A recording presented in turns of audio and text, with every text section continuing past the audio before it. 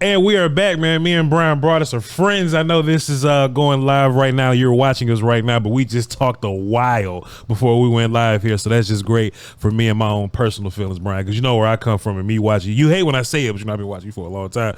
But it's feel good here. Bryan, I'm such a fan of yours. I've heard some of your comments the past couple of days here. Yeah. And let me tell you what I learned about you the past couple of days. You don't have to have a big buttoned up intro, Bryan Broaddus. You just want to hit the button. You just want to hit the button and get right to it. I can respect that. Okay, I can respect that. And also, you know, we don't have to get too technicals and all that. Like, hey, we're here. I'm Bryan. I'm Voch. He's Bryan. I'm Voch. And you just want to cut it on and talk to the people, man. So I can respect that. From now on, that's how we're gonna start operating, sir. Appreciate you for being here. How you doing today? I'm doing well, and you're absolutely right, man. My favorite thing to do a show is, I used to do this with the draft show when I was hosting that. I would go, hey, you have a question? We're all doing great. Don't just get right to it. Don't ask me how. I'm doing great, doing fine. Love working with you as I always do. Love being in this platform. But yeah, I got the chance to see an OTA practice on Thursday. We get some opportunity this week, Tuesday, Wednesday, and Thursday. To see more practices. So good to see the young guys working with the old guys. Bryan Broaddus, that sounds fantastic. Let's get into some of these takeaways here. I really heard you talk about one, and the rest of the way you can lead me. But you talked about Brevin Spann-Ford. I did. Being out there with the ones. Now, Bryan Broaddus, I just wanted to kind of ask you like an OTA question or whatever, just in general. How much is the weight of, like, hey, man, this guy's hurt, so yeah, we'll bring Brevin along, versus, hey man, Brevin is dangerous, and you might not want to miss a whole bunch of time with this guy around, because what we had last year, Bryan Broaddus, is Peyton Hendershot was your bona fide tight end number 2. Luke Schoonmaker was your rookie. Hendershot went down, and everybody said the same thing, Bryan. Oh boy, this ain't the best time for the undrafted dude to get hurt, and we have a new second round pick here for tight end number 2. Luke Schoonmaker did nothing with that opportunity, Bryan Broaddus, from since he walked into it, from when Peyton Hendershot came back. Neither one of those gentlemen did anything to separate themselves. So all but Stephen Jones saying, hey man, John Stevens Jr. would have made the team. John Stevens Jr. would have been here. Linda Wells told us 2 weeks ago, hey man, John Stevens is back. He's a little bigger. He's bulked up and ready to go. In my mind, Bryan Broaddus, I think this tight end room in particular are filled with guys, not Jake Ferguson. He's about to be a star, but this tight end room is filled with guys that just don't need to be getting hurt. They do not need to be missing time. They do not need to be dropping passes and missing blocks and slacking off, because dudes are on the way. Brevin Spann-Ford is on the way. John Stevens is recovering. Training camp is around the corner, but he is on the way. Tell us about that. Tell us about, hey, does Brevin really have a shot to make some ground up here, or is he just doing this because, you know, Schoon is hurt or whatever? Should we really be worried about this? Not worried. Should they be worried? Should we be paying attention, Bryan Broaddus? I'll tell you what, though, Voch, you should also mention Princeton Fant. He made a couple of plays. They ran a couple of seam routes where in the 2-minute drill where he went vertically and was able to make a play, with linebacker coverage underneath, and was able to separate. But yeah, this seems like a really interesting tight end room. You mentioned John Stevens. He's out there walking around. Stephen Jones actually walked up to him and shook his hand, and right before we went to the rehab group. So obviously he's still in the mix. They think the world of him. Luke Schoonmaker was over off the side. I think I'm the only one left on the Luke Schoonmaker bandwagon right now. I think I'm just the sole guy riding by myself. He can't afford to miss time. And what's he doing? He's missing time right now. Yeah. They're going to have some interesting decisions that they're going to have to make. But Brevin Spann-Ford is a good-looking player, a physical specimen when you come to tight ends, and you watch him at Minnesota and what he was able to do as a block. I know you and I have done some work where you've shown some clips of him one-on-one doing some really nice blocks, giving space, run game stuff. He catches the football well. And so, yes, there's going to be a very competitive situation in that tight end room. I'm interested to see with John Stevens. And I just wonder, is John Stevens. As much as they love him, and Stephen Jones showed him some love before he went to his to his rehab drills. They're going to have to make some hard decisions on some of these guys. And maybe Luke Schoonmaker as a second round pick, you would not want to think that they would move on from a second round pick. But if he doesn't come back from injury and he's not as good as the ones that are, there's a certain point you could protect the draft, but if a guy's just not getting it done, and I don't know how you keep going that route, but being hurt for him doesn't help. But man, they've got some good looking guys. The thing with Span Ford is he was down with the ones working when they call the drill two spot. Mm-hmm. They have a group at one spot and then another group at the other. So they're each ends of the fields. Sure. And it's usually the ones and then the twos and threes and others, kind of, mixed in. Mm-hmm. And so, Spanford, he was down there with the ones working. And, that was a little bit of a surprise to me. But again, we've got a couple of those tight ends that aren't healthy enough to go right now. And sure, maybe they were just having to do it with numbers, but he was at least getting an opportunity.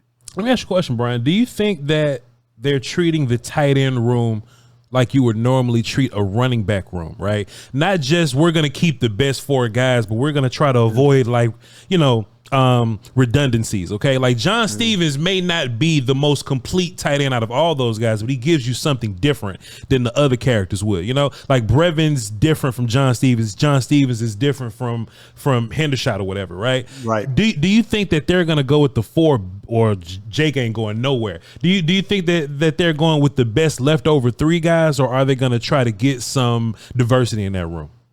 You know what, I think you're absolutely onto something. I think that in reality, as you're building your team, you'd want your tight end room to be pretty uniformed. If block, catch, run after catch, those things. These guys all have a little bit different traits to their game. I think that Span Ford, when you watch him, he's a little bit more. He is a physical point of attack player, much like I thought what Luke Schoonmaker was going to be. He just wasn't. He didn't play with the power that he played with at Michigan. And I think that's kind of bothering the scouts right now. But and the fact that he's hurt is another thing that's bothering them. But, I think that each one of these guys has different traits. One guy could be an inline player. When we talk about inline, that's usually next to the tackle. You're playing along the line of scrimmage, hand on the ground. Some of these guys have the ability to play wing or move or H. You're not going to see a whole lot of them playing fullback just because you have Hunter Lipke as that type of a guy. But they all these guys have various traits to them. And I think instead of trying to have three of the same guys, you might see them mix and match a little bit differently. Like, okay, this guy can point of attack block. This guy's a seam player up the field. Okay, this guy could help us in the red zone in this area. Now, I think that's probably the route that they're going to look at. Then out of all those guys, I would imagine, just by watching film, because I'm not there on the field or whatever, but just based off college film, like Princeton Fant would be the most bursty out of all those guys. Like is he the fastest guy, the quickest athlete? Like, is that why he's being worked in? Because you mentioned his name first, so them using him. Like, do you think it's because like he's one of the more faster moving guys in that room? Well, yeah, and to everybody knows this. I mean, if you said the fastest moving guy, it's probably Jake Ferguson, sure, of course. But of the guys who are trying to make the team, yeah, Princeton Fant, and what's funny about him, he's a little bit of a shorter guy, sure, at 6'2". So not your typical tight end type of a build, but with his height and his weight, he has a little bit more of a burst, a little bit more of an upfield presence the way that he does play. I was watching him like when he was going against Eric Kendricks, and he separated pretty well. Kendricks kind of didn't catch him right off the line, and he was able to kind of get past Kendricks and then get up the field, and that allowed Dak to throw the ball over the top of Kendricks.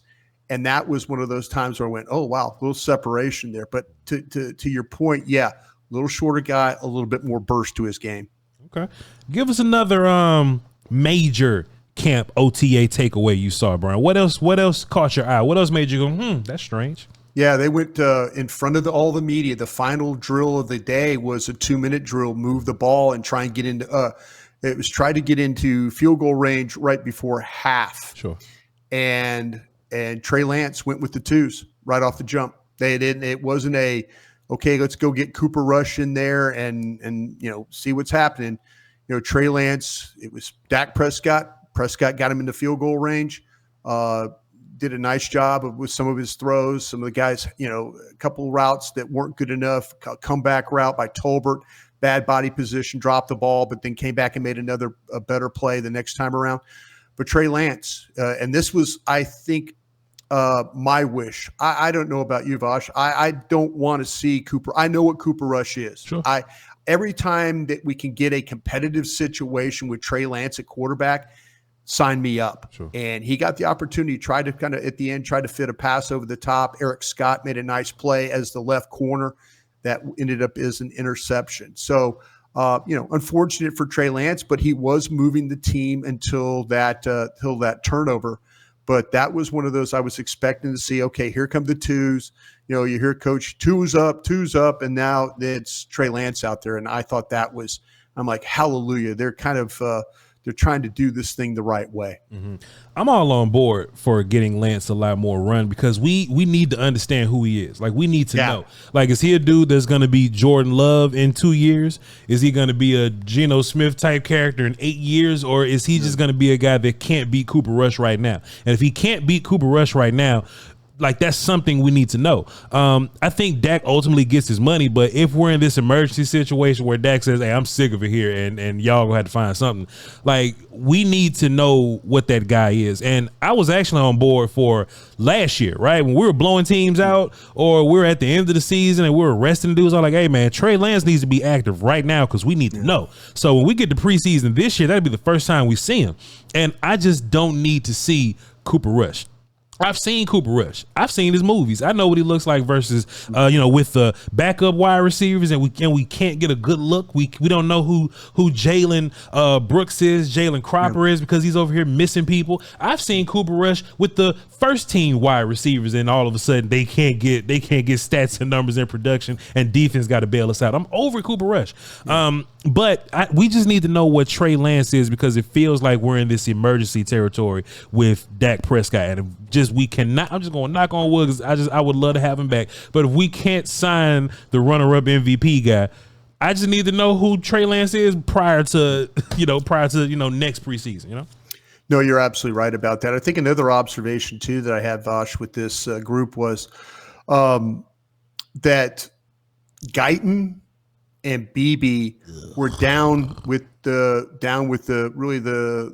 threes and the fours down on the other end, really kind of the rookie field down there. Okay, now this is how it was explained to me. Mm-hmm. If you put them up with the ones, they're not going to get all the reps. When they're down with the rookie field or getting that work, they're taking every rep. So I was sounding the alarm of, okay, why am I watching Awesome Richards, and why am I watching our guys, Adoga take reps at left tackle before Guyton? I'm like, why? Why am I watching this? And it was explained to me that if you put them down on the other end, they get the opportunity to get more work. They get every single rep down there on the other end. So that was just one of those times where I was going, all right. Truth for Cap. Do you believe that, Brian? Does that sound like something that makes sense to you? I am so over. I'm not over Awesome Richards, but I'm over Adoga. I'm over that one, and I'm over. Listen, Hoffman. We talked about this, Voch. We talked about this. Mike Solari is not going to. He's going to play right now who he wants to play.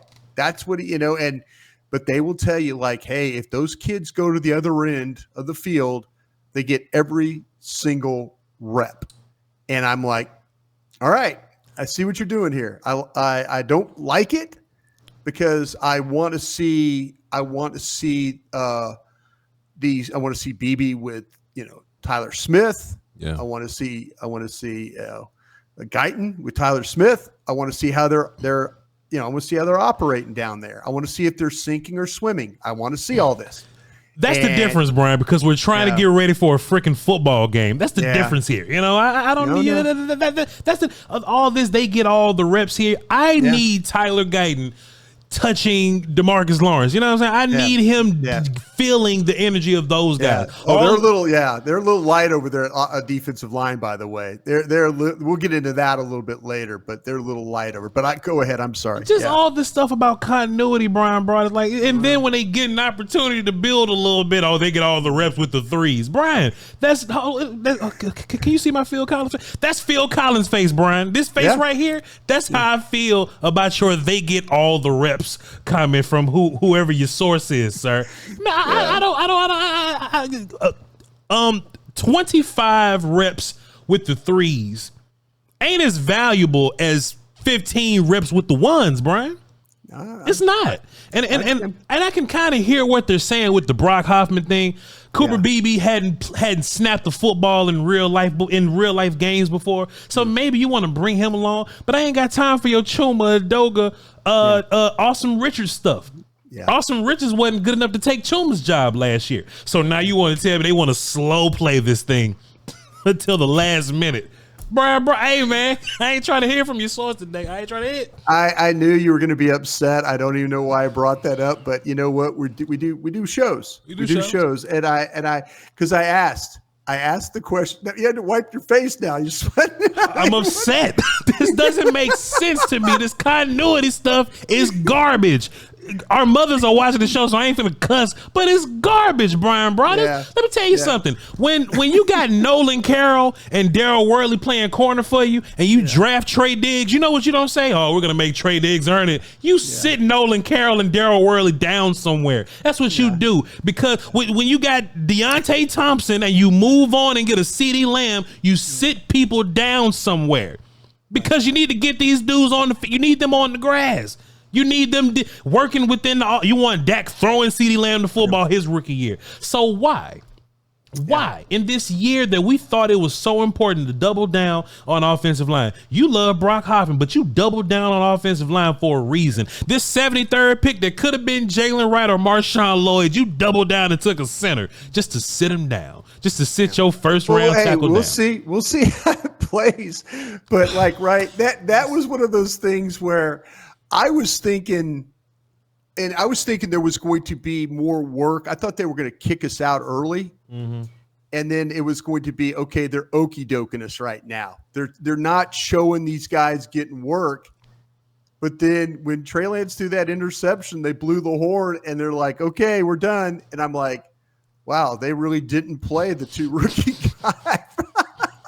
I love Phil Collins, by the way. Me too. I'm a huge fan. I love Genesis. I'm a big Phil Collins fan. We'll talk about okay, let me see if I can maybe change your demeanor a little bit. Por favor, I'll try here. But that's something we need to keep an eye on this week and see if maybe that changes. I promise you and I will come back and we'll talk about this again. Yes, I'll tell you what was interesting, and I noticed this, and I was sitting with Jane Slater and Bobby Belt during practice. And all of a sudden I was watching the sideline group, just the guys, they were shuffling guys in and out. And I looked at, I go, guys, Duce Vaughn's standing with the wide receiver group. Usually they have a group where the running backs stand with the running backs, wide receivers stand with the receivers. And I go, I wonder what's going on here. And we saw Duce Vaughn standing. And when Duce Vaughn was going into the games, the practice, or the plays, he was lining up as a wide receiver. Mm-hmm. And then when they went to drills, he went and did some more running back stuff. But then they came back, and Bobby Belt asked him afterwards that they're looking at him, that Brian Schottenheimer asked him about expanding, okay, when you start staying expanding, they might not have a spot for him. You know what I'm saying? They're not sure about the running back stuff. So, okay, how do we take him into another position? It's like taking Josh Ball and putting him at center. Oh yeah, Josh Ball. Yeah, exactly. Yeah, exactly. When you all of a sudden you're trying to move guys, then you're trying to figure out where can we maybe play them. So they're working Duce Vaughn as a wide receiver. And, they threw him the ball. Matter of fact, Dak threw him the ball on a 4th and 2, and he made a nice catch. So, and then afterwards, Bobby asked me, he said, yeah, it's something Brian Schottenheimer wants to do. And he said he'd been studying tape of Cole Beasley. He's been looking at Cole Beasley tape. So that's something that I just noticed. I'm like, man, Duce Vaughn, he's standing down there with the wide receivers. Is that something permanent? But he was with that group when they were shuttling in and out of plays. He was coming out of the receiver group. So maybe they're trying to figure something out there for Duce Vaughn. This is where I think it's odd, because when I first heard it, I was like, all right, well, he's probably going to have to work some receiving game when the regular season gets here. But then I was like, yeah, but they wouldn't show that. You would be secret with that stuff until we get to September or something like that. So they wouldn't just show their hand like that. So in my mind, the first thing that came to my mind was, cool, this is Josh Ball at center. So I think my overall Duce Vaughn thought, and Brian, I made a mistake by watching him play preseason versus Jacksonville and them and all these other, and I was like, boy, I'm rooting for this kid again, because he's your only juice guy. All this talk about getting a running back with juice. I mean, Nate Pete Cool, shouts out to him, but I've seen his film and I've seen Duce Vaughn's film, and Duce is a better juice guy than him. I'm really hoping that the dude can do something for us. And I blamed blocking on it last year, blocking and running scheme just not being modern enough to help your running back out. That was bad. I think if those two things were better, Duce would be better. I think he's just going to have an undeniable performance. We're going to get to these games in the preseason, and he's going to be little then. But I just think in order for him to be on this team, he's just going to have to outdo everybody when the lights come on. But besides that, he's looking like, Yeah, that's the unfortunate thing about it is that, and you're right about the running back situation, but we've talked about this as well. And I think this is something we'll monitor throughout the summer.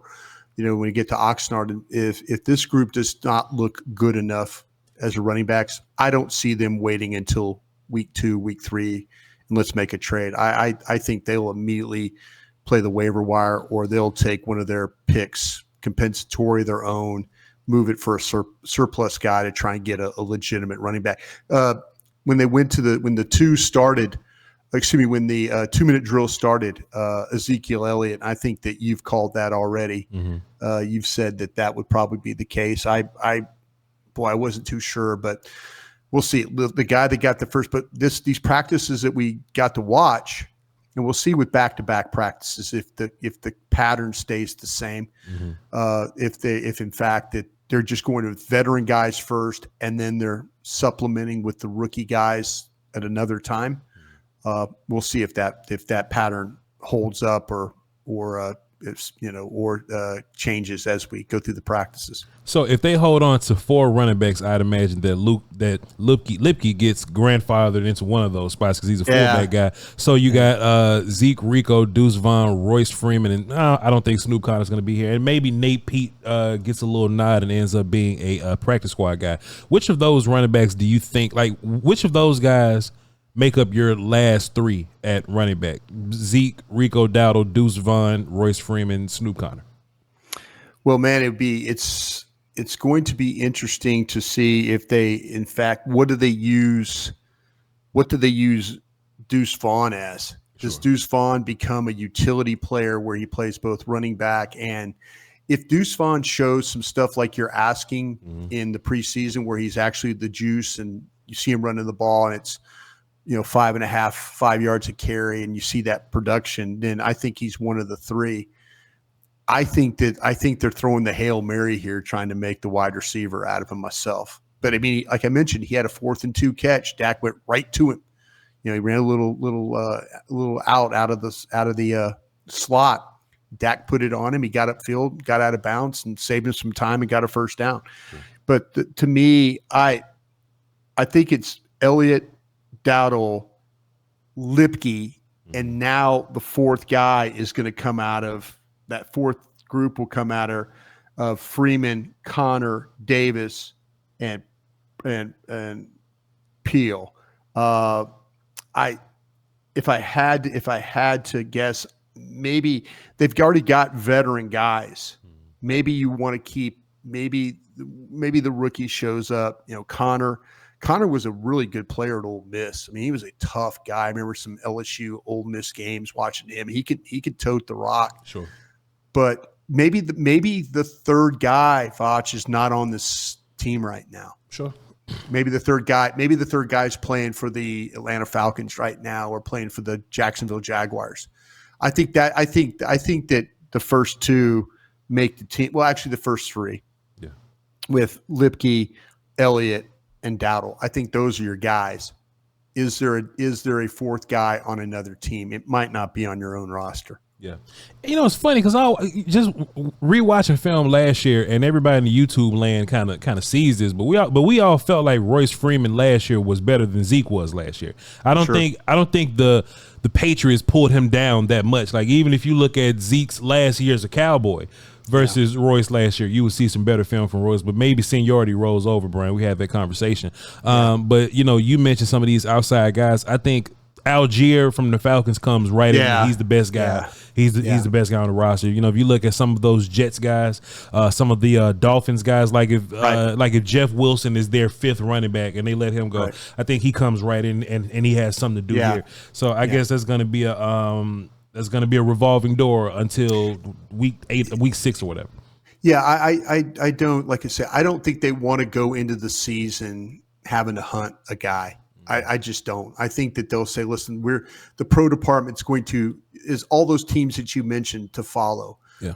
You got to follow Atlanta. You got to follow the Dolphins. You got to follow all the stories, follow all the backs, because there's probably going to be one that's better than what you're playing with. I wouldn't be surprised if, Freeman, I thought did some good things, but I'm also in that situation right now where I'm not married to him. I'm really, to be honest with you, I'm not really married to any of these guys. Yeah. But if you held my feet to the fire, I would say they would keep Ezekiel Elliott just because they know what Ezekiel Elliott is. There's that familiarity. Coaches, Zeke's good for the team. Bobby Belt will argue with me all day about this. Oh, he's good for the locker room. He's good to show you how to practice and all these things.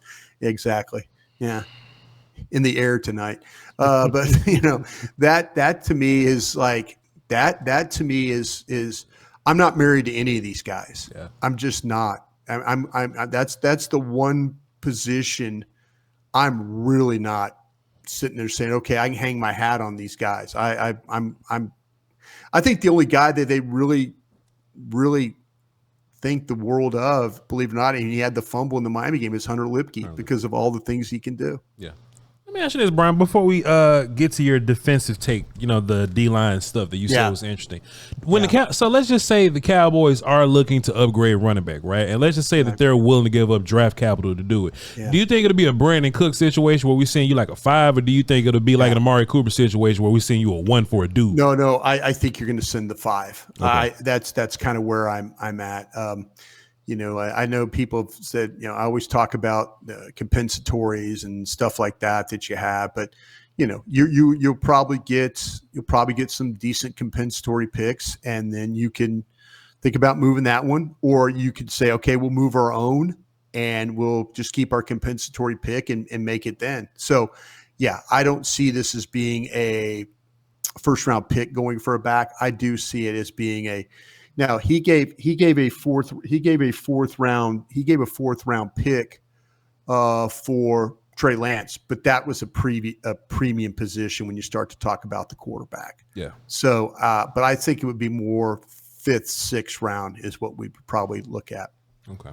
Tell me what happened with the defense. You said something was going to make me feel a little better. What was going on with the defense? Well, I was trying to make you feel better about some of the offense, but I guess I didn't do that very good job. Their defensive line right now, that was a little bit of a mess. They had some guys that were Marshawn Nealon, the rookie who plays as an edge, who we think might be the starter at right end, was having to play some 3 technique. They just don't have the numbers. No Mozzie Smith, no DeMarcus Lawrence, no Awuzie. Osa Digizua. Yeah, none of him. That's kind of where we were at with this thing. It was not as pretty, when you got Carl Davis in there, and you're also talking about Justin Rogers. He's getting an opportunity to play, which is a good thing. But yeah, the edges didn't look great when it came to just you're like you say, nothing against Duriel Johnson. Sure. But Tyrus Wheaton, all those guys. Tyrus Wheaton, those guys were getting reps. Yeah. That reminded me very much of a team that when you get to training camp and all of a sudden we used to have injuries where there would be 2 or 3 guys banged up at a certain position. Sure. And now you're playing guys and you're just knowing there's no way in hell we could play a game with these guys and be fine. That's what they were practicing with the other day. So these injuries that they've got with Mozzie Smith being out and Osa being out, and then no Lawrence, it doesn't make the group look particularly good right now. And so that's something that I think we're going to have to monitor. And hopefully, I was talking with somebody another source in the organization about with Osa's dealing with some things, but I was told, listen, it's May, just let it happen. And by the time we get to camp, things will be fine. And when it comes time to play, things will be even better. And I'm like, okay, I won't panic then. But it wasn't the best looking group out there it's an OTA practice. Totally get it. But man, the depth, it's clear. That practice was very clear to me of all the depth that walked out of here. Mm-hmm. That was very clear to me. So Osa is your primary 3-tech B gap guy. Right. And as we were going through the offseason process, we never added a guy to play behind him. So is that supposed to be like a Chauncey thing? Is that supposed to be like a Junior Fehoko thing? Yeah. And if that's going to be a thing, what did those guys look like at 3-tech if they were there? Yeah, the thing about those guys is, like I say, with Fehoko, there's so much unknown with him, right now. I mean, that was a Dan Quinn, hey, I think this guy could play 3 technique and, no pads and stuff like that. It just doesn't, to me, it doesn't look as buttoned up right now. It just, it's clear that they've, Chauncey Golston's another one. He's in that group of guys that have been drafted that are the 3rd, 4th, 5th round guys that you need those guys to play. I mean, we've seen this with Wright and McQuamu, and I mean it seems like that Dallas has drafted these 3rd, 4th, 5th round guys. Some of them work, but there's a lot of them on this current roster that they need to step up. Fehoko is a guy that needs to step up. He needs to be a backup 3.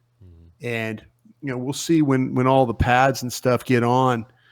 That's always a kind of everybody always says, we'll see when the pads get on. But, you could also see how it looks while no pads are on. And I don't know if it's as buttoned up as it needs to be. Maybe we'll see this week if it looks a little bit better. But, man, they are hopeful that a lot of guys that were 3rd, 4th, 5th round picks find a way to not just be on the roster, but find a way to be contributors. And I think there was some things too with, I think that we've seen some things with McQuamu, but Wright, I mean, there's some. It's not as clean as you thought it would be. So, Bryan, let me ask you a question. In these type of conversations, this is what's going to separate us from the rest of them. Okay, we're about to be honest here. Okay, yeah. I've been listening to a lot of these interviews. Sam Williams will say a little something. Yeah, there's another 2nd round pick. Wanye Morris will say something over on Hoffman's podcast, and Overshown came out and said some things we've been covering here on the channel, and some of the similarities in their sentiments is they're saying, hey man, boy, we appreciate Zimmer. Feels like we learning something. Yeah. 3 different people said that, Bryan Broaddus. Linebacker, D lineman, safety, all different. Hey man, hey, feel like we learned not just a little something here. We learned the whole defense is what we're doing. We're picking up on stuff that we didn't know about here with Zimmer. He's a teacher, is what they're saying, Bryan.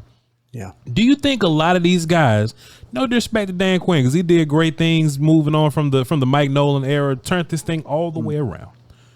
Do you think a reason why a lot of these, I don't want to call them stragglers, Bryan Broaddus, but a lot of these no man land guys, right? Mm-hmm. Do you think that they didn't fully develop because they just weren't taught enough in that administration? Maybe they were handheld a little bit. Maybe they were arm over the shoulder a little bit too much when Izzy needed some tough teaching, or Sam needed some tough teaching. Maybe like Clark needed some tough teaching. Chauncey, all these guys, right? Mozzie.